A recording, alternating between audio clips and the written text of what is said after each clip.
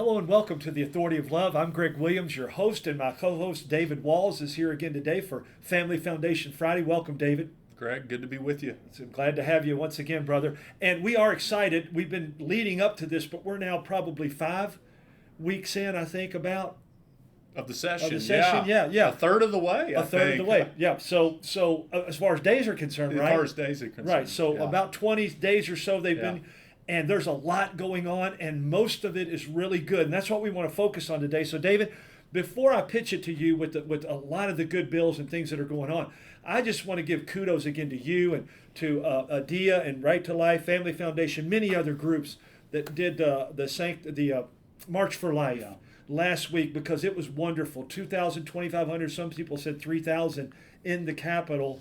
And I think there's a lot of good things there, and I think we're even seeing them in the encouragement to the legislators. So with that said, tell us about some of the things that are going on in the legislature now. Yeah. Well, Greg, I'm going to start with the bad and then move to the good. Got you. Because I think we're going to land on the good this session when it comes well, to the there's a whole lot issue more of of it, life. and that's a good thing, Yeah. right? Yeah. Yeah, and no, I continue to just hear such good feedback from those that attended and those that saw some of the coverage on the march, and continue to be so thankful for the work of Kentucky Right to Life and all those involved in the pro-life movement. But some big pro-life news, so really some big pro-abortion news this week. Yeah. So there was earlier this week, Greg, there was some big pro-abortion bills that were filed. You saw. Now, we've known these were probably coming. Yes. Even though there doesn't seem to be much of a chance, they're still going to push them, right? Yes, but we want to talk about them because I think they're instructive in terms of the worldview conversation on this issue, and even the policy conversation on this issue. But State Representative Lindsey Berg, Democrat, here in Lexington, Greg, along with Planned Parenthood, nation's largest abortion provider, the ACLU, the nation's largest abortion provider's apparent legal arm, defense, announced at a press conference a filing of a couple of bills, two of really note that are really, really problematic. House Bill 428, House Bill 429, I believe. One of them would essentially undo Kentucky's prohibitions on abortion and re-legalize abortion in Kentucky. Yes. Yeah. Does some other things. The other bill is extremely problematic as well, Greg. It is what I would call a abortion trafficking bill. So what this bill is essentially designed to do is to ensure that preborn Kentuckians in the womb are easily able to go across state lines and get killed in other states, their mom can and to create a legal environment in which everyone that's aiding and abetting taking the life of an unborn child has protections. Yeah. I like that phrase, and I don't know that they're using it right. But say that again. That's not how they phrase it. No. But I don't. Even on our side, that's a very interesting phrase, and I think it speaks to it. You called it abortion trafficking. Yeah. And look, we have to be truthful about this. I mean, this is happening a lot here in Kentucky. Where we have some neighboring states that have very different environments on the abortion issue. You've heard a lot of conversation in Texas. With folks going into New Mexico to get abortions.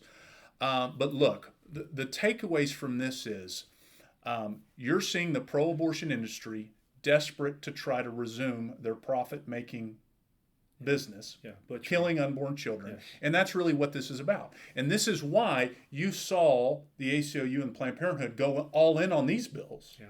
Yeah. But we're a little bit tepid in supporting the bill that we talked about earlier, SB 99, that was just about exceptions. Still very problematic, but I think that's instructive. But here's the encouraging thing. In spite of the efforts that we're seeing of some in the pro-abortion lobby to try to push re-legalizing abortion in Kentucky, which I don't think the legislature is going to go for, we're in fact seeing a robust amount of pro-life, pro-woman, pro-family bills that are being filed that seek to have Kentucky be a leader moving forward in building a culture of life, loving them both, as was proclaimed at the rally. And so there's been some good bills that have been filed. Yeah, and I really like the way you framed that, David, because not only is it exposing the realities of what the other side is after. Yeah. We talk about exceptions, but we really want to completely restore this and abort a baby anytime it's not convenient. Right. Honestly. So the response from I would even go back, David, to the family forum that you did, the Family Foundation did last October, leading up to the March for Life. Love them both. These bills are part of the encouragement that's happening. We saw 60 or 70 legislators there at the march, and I thought not only were they excited, they were encouraged to be there. And we're seeing that in the bill. So tell us about these that are going to stand stronger against these attempts to try and legalize abortion. Yeah, so we're excited. We have been in the process of publishing, and if you go to our website, you can see this. You can see it in our Kentucky Citizen. kentuckyfamily.org. kentuckyfamily.org. Our right? Kentucky Citizen publication is being printed as we speak as well. But we have put together a list of pro-family priority bills that are really worthy of support. And a big chunk of those, the first 7 or 8 bills, are kind of in the pro-life category. And, I won't mention all of them. We don't have time to discuss all of them in detail. But a couple of note, Greg, we've seen House Bill 380 be filed by our good friend, Representative Nancy Tate, who's co-chair of the House Republican, the pro-life caucus in the House, I should say. So this is a bill that would provide pro-life assistance for women and families, would provide tax credits for pregnancy care centers and help support alongside them other tax credits for diapers and wipes and bottles. Just a lot of creative ways to try to help put our tax structure and other things to support a culture of life. Yes, we've seen and love them both, the baby and the mother. Absolutely, do things for both of them. Yes. Of course, we may have talked a little bit about House Bill 10, which has been a notable bill that would set up the Kentucky Lifeline for Moms by Representative Kim Mosier. Another really bill that I just really like is what's known as the Baby Olivia Act, Greg. And this is a bill about ensuring that in our schools we teach child development in the womb. Basic biology, science. Yes. But it's been interesting to see the opposition to that bill because we know the reality is teaching what happens in the womb screams pro-life. And I thought they were pro-science. They keep saying they are, and we're not. Right. If you put us in camps like that, which we often do. But that is literally science and biology unveiled before their eyes. Why wouldn't we help children understand that? So just continue to be, encouraged by the amount of different, really pro-life related bills that have been filed that I think we can get moving, a number of these bills together, Lord willing, and really see a robust effort to see Kentucky take a step forward now that we have an environment in which, it's still illegal to commit an abortion in Kentucky. And so Kentucky can now move forward as opposed to what the pro-abortion advocates are asking for is to see Kentucky move backwards. And I'm really encouraged by what I'm seeing, the work that's being done by so many pro-life leaders in the General Assembly. So that's excellent. That's excellent. And we're saying this because the goal of this program each Friday is to encourage and inform and to some degree educate our listeners. Absolutely. And they can do more if they go to your website, spell it both out, kentuckyfamily.org, and take action, call your legislators, pray, because these things need to be done to strengthen these good bills and a culture of life. Right? And if you go to our website, kentuckyfamily.org, to our Take Action page, we've got a pro-life alert referencing all these bills where folks can contact their legislator directly. Pretty easy to do, by the way. Easy to do, and it's been a while since we've done this too, Greg, but just to remind folks, the legislative message line, you can call and leave a message with your legislators as well, and that's 1-800-372-7181. It's time to get the calls and the emails going to further encourage our legislators on these important bills. Absolutely, and that's also in the Citizen. You mentioned that earlier. You can call the office here, right? Give them that number real quick, David. You're going to put me on the spot, Greg. 859-255-5400. I could have done it because I remember it still. But call and get it, or you can go online and request that as well. Get the Citizen. That's a hard copy in your hands of a lot of these things as well. So that's good. Let's keep on that theme of protecting moms and children's. There are some bills specifically to help protect children as they grow, right? Bills filed. It's been really interesting, Greg. You and I were talking about this as we were prepping, but there was a hearing this week in Congress at the federal level, U.S.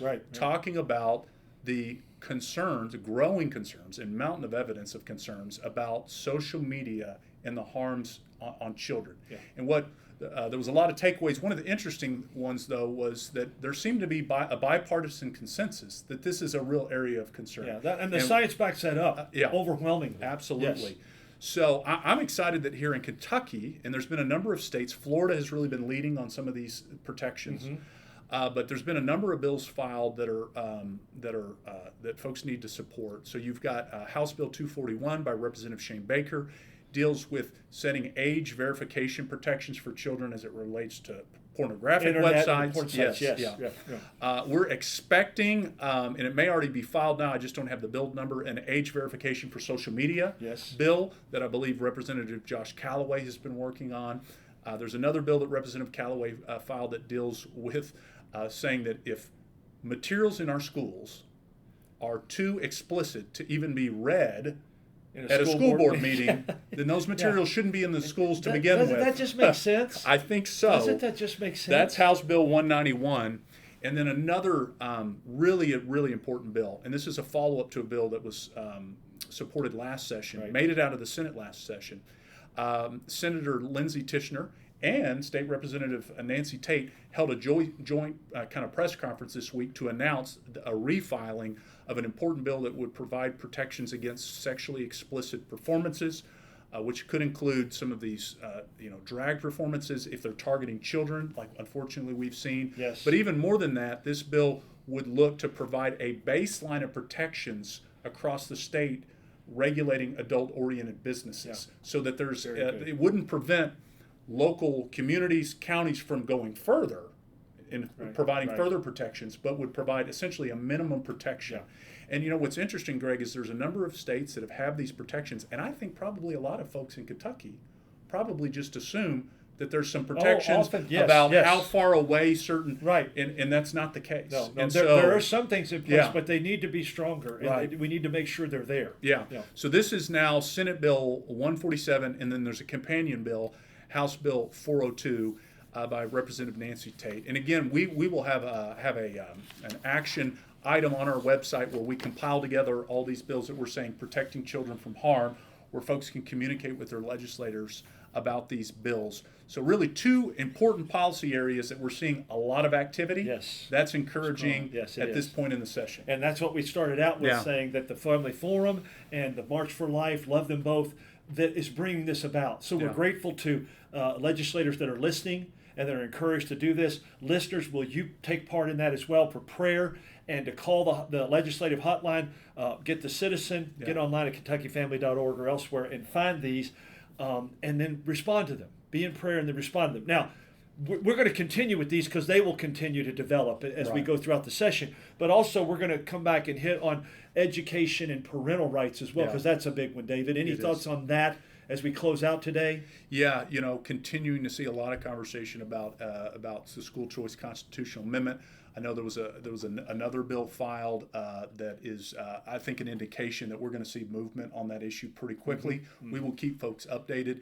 I'm really excited. We've got a really great article in our Kentucky Citizen that folks will be seeing as it goes to print from Martin Cothran, who's our senior policy advisor, wrote a really thoughtful piece on the need for school choice from a kind of different perspective than we talk about sometimes. So encourage folks to I'll look forward to getting that out. Yeah. And so will you, I hope, listeners. David, thank you again. Thanks to you as listeners. Thanks for joining us. Thanks for your prayers. Thanks always to the Lord. Make it a great day in the love and lordship of Christ. Stay tuned at 1245 for my good friend Greg Horn and Hope is Here. I'm Greg Williams, and you're listening to The Authority of Love.